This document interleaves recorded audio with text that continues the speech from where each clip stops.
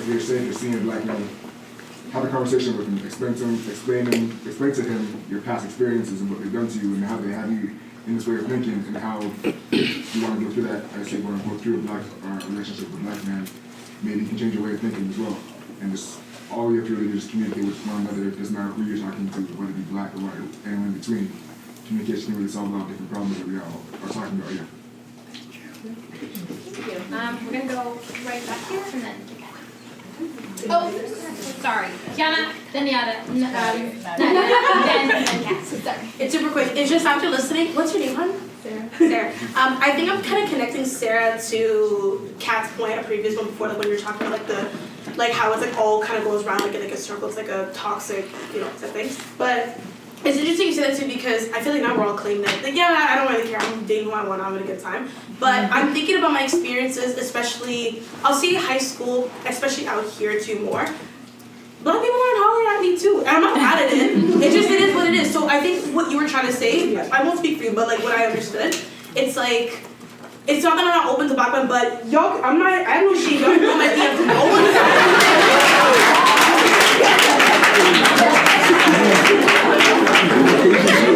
So it's just, so not trying like that, but I mean there's no black guys on my DMs, so like it is what it is, that's not the issue, but it's just, but then where that comes from though is now what Kat was saying, where it's that he said, she said type thing, where it's, well, you don't like me, so I'm not gonna talk to you. It's like, well, you're not talking to me, so I'm not gonna talk to you type thing. So it's important to now, oh my God, connect back to Brad's, communication between one another and talking about these issues. So that we, if you want to date each other, we can date each other. Okay, we're gonna have Nadia, and then I said Kat, and then Andy, and then Jaden. So I keep coming back to this phrase someone said to me earlier this year. And like, I was like, okay, connected this phrase to the feels about like preferences. And I was like, lost in the sauce. Like, yeah, like when I was saying earlier, like having preferences is like, it's a form of violence. I mean, like, I think that like personally, like that's something that should be like kept to ourselves, something that we need to like work through, like something that's like internalized. We're lost in the sauce. Like whether that be like internalized fat phobia or internalized like anti-black racism or internalized like anti-indigenous racism or like whatever the case may be, you're lost in some kind of sauce. And like to say that preference out loud is like, it's honestly an act of violence. It's not like something that you need to be like judged for, people need to judge you for. It's something that we need to work through. We need to think about who set the rules of the game. Why do we like people who have, straight hair as opposed to curly hair?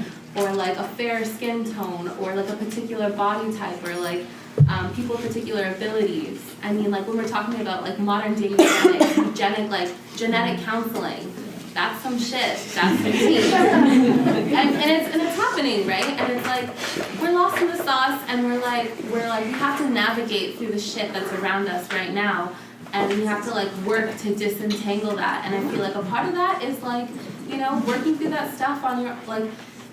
We're like not verbalizing that violence of like preferences, that like ableism that we've been taught our whole life, that like heterosexism we've been like taught our whole life, or like that cissexism, the idea that like you have like supreme knowledge over like gender because like your gender matches like how you like your like sex characteristics you were born with at birth.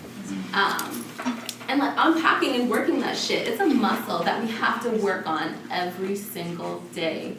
And like, it's cool to be lost in the sauce. It's a process. It's like, it's a work. And if we keep on working on it, we'll get better. And it'll be a good feel. Like, don't treat others how like you want to be treated. Treat others how they like to be treated. Think of other people.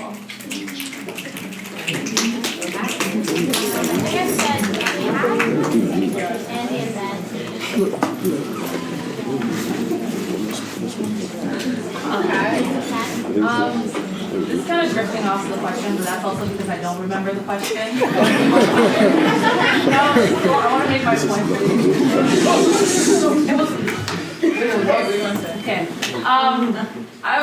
In my experience, I've felt like also, this is kind of like going back to what some people have said, but also like, let's say you've had bad experiences with black men. You've had bad experiences with black men. But then you're like, okay, whatever. Someone hollers at you, like someone from another race, but then you're like, but why? Like you're kind of like, you have that guard. And then also if you've had like experiences with that race where it's like you feel fetishized or like you're the token, in the case of like if you're platonic relationships, it becomes really hard because you get guarded in terms of like who you can engage and have a relationship with. And it becomes really difficult again when you're basing that off of experiences and solely experiences and you're not willing to go away from that and communicate like Brad was saying. So like talking to people and also what Kiana was saying, like talking to people. And yes, you can look at my DMs. Yeah. There we go.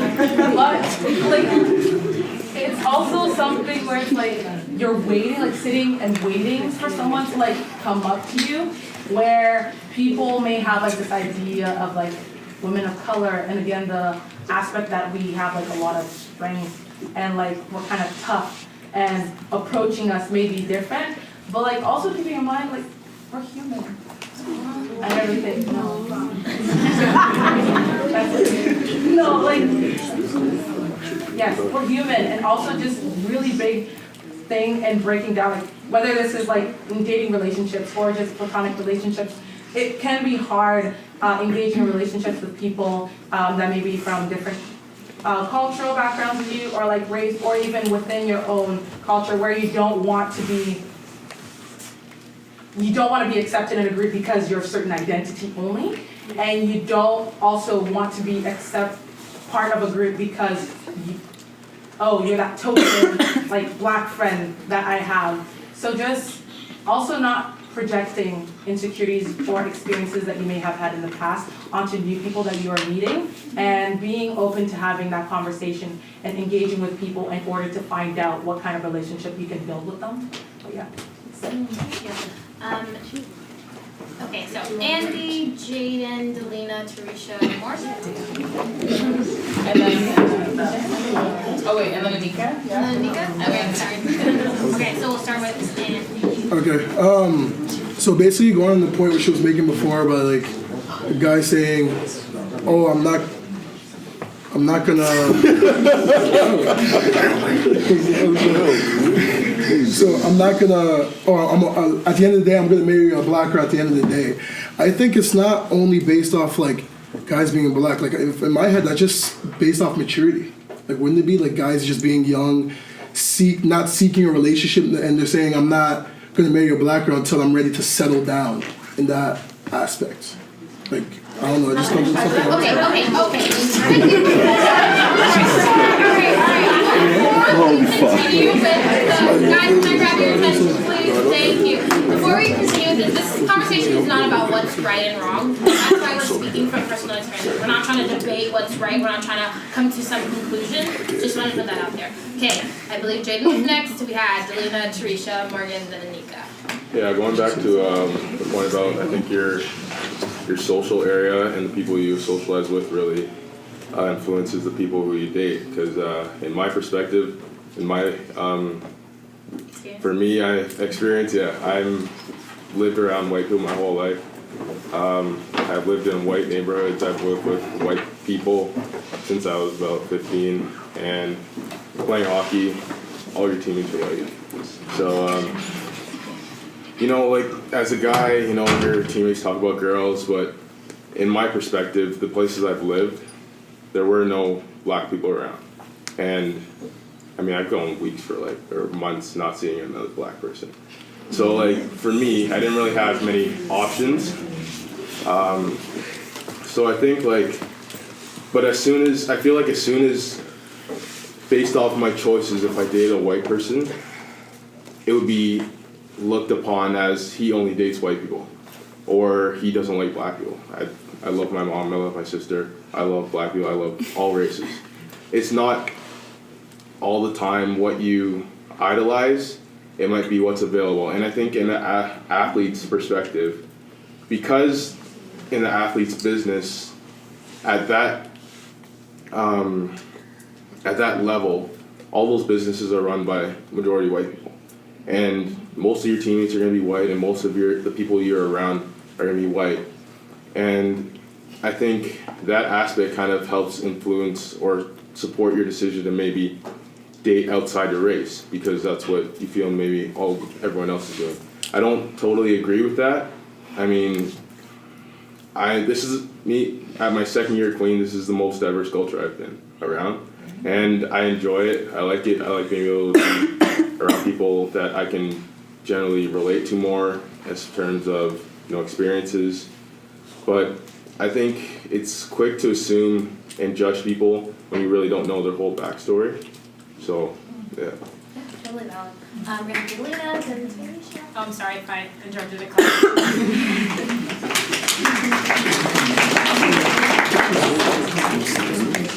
So ultimately, I just wanted to say, I feel like a lot of the stereotypes or biases that we have, I think happen a lot of times in like group mentality, like cult mentality. So, for example, if I have an interaction with a white or black person, that's usually just my dog. Like there's no problem there. I don't think like this is my white friend or my black friend. It's usually when I'm in, I can only speak for being a girl, but being at a party or something, and there's like usually like a big group of black girls and we're all together, and then there might be a group of black guys on the other side, and instantly there's like this tension and this bitterness that we inherit, and I don't feel it. Like I grew up in Kingston, it's like all white.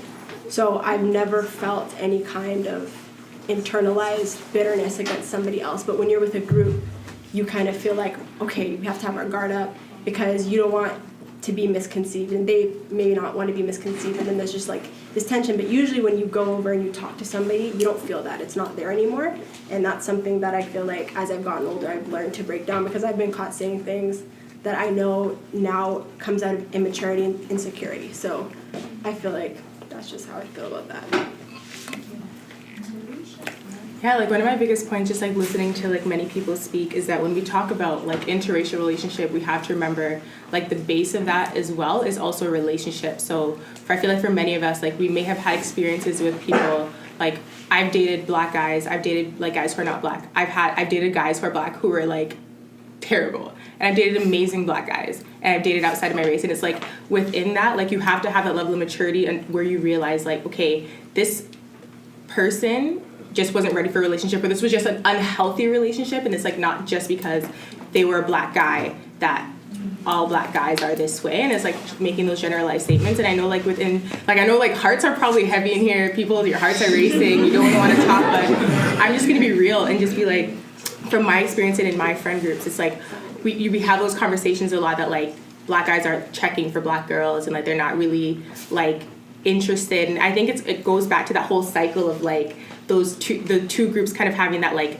that tension. And I think it really comes back to that communication, like Kiana was saying. It's like just communicating and kind of like the whole like reconciliation summit on like, like there are some of those like perceptions, but it's just having that communication and like getting to a deeper understanding of like within the culture, sort of like reconciling some of those issues and those perceptions that we have.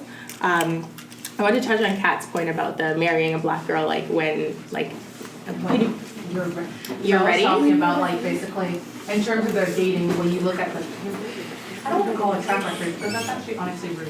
When people have different people that they have history, thank you. When people have dated, my friend, as I was saying, that they mostly always stayed, like for them specifically, it was always like white girls that they were dating, and also the terminology like they would use and associate white girls, like they're easier. They're like, I don't need to do this, I don't have to do this. But then like when it's time for me to get married, like I'll get married to a black woman. And then one for that, it was like no need to like speak about that race just like that and generalize. And also like, why is it when it's time to get married? You need to date before you marry someone. Like, just that idea. And like I had a lot more than I like wanted to touch on that, but I find that like I've heard that those kind of comments made myself, and I feel like it's one of those things where like my thing was like, why is it that some, like not all black men, but some black men feel like black women will be sitting cross-legged waiting for you, like like it's one of those things. And it's like I'm not even, this is not directed to anyone in particular, but it's like we're having a conversation. I think like I'm just being real. It's like I've heard those comments, and it's like, it's like black women aren't just gonna